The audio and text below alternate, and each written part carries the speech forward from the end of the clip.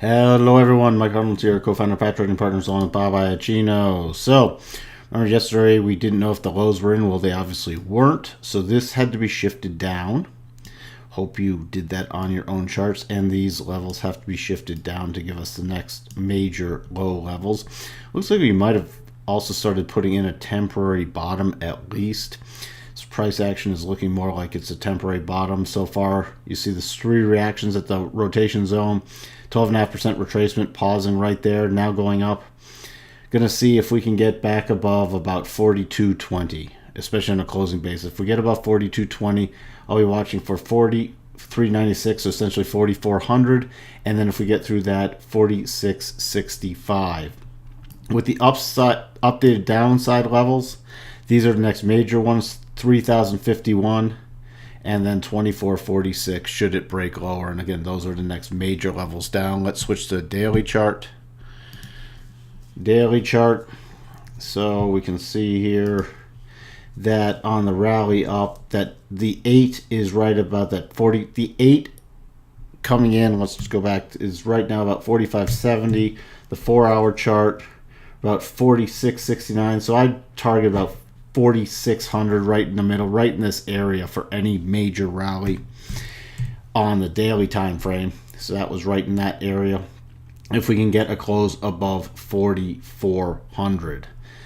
So that's what we're watching for there. We did get some divergence here, so kept making lower low in price, and you see this higher low in the RSI, especially with this spike low coming down here.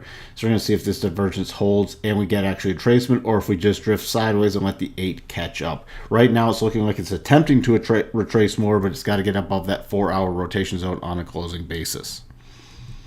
Switching over to Ethereum, these levels also have to be updated on Ethereum, so we'll update those, and then the projections down to this low. Now, we did have this interim 108.32 closing just below it, 107 essentially, spiking down then reversing.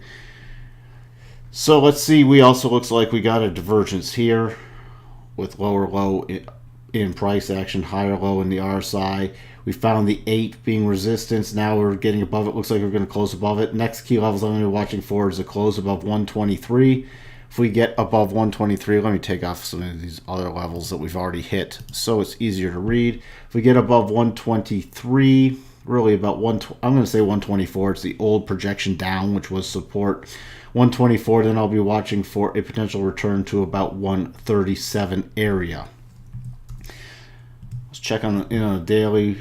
Looking at that 137, maybe I'd bump that a bit down, 135. So right here, the 8's in the middle of these two GAN levels. So this is the major area to watch for on any rally, between 133 and 137, really focusing on about 135.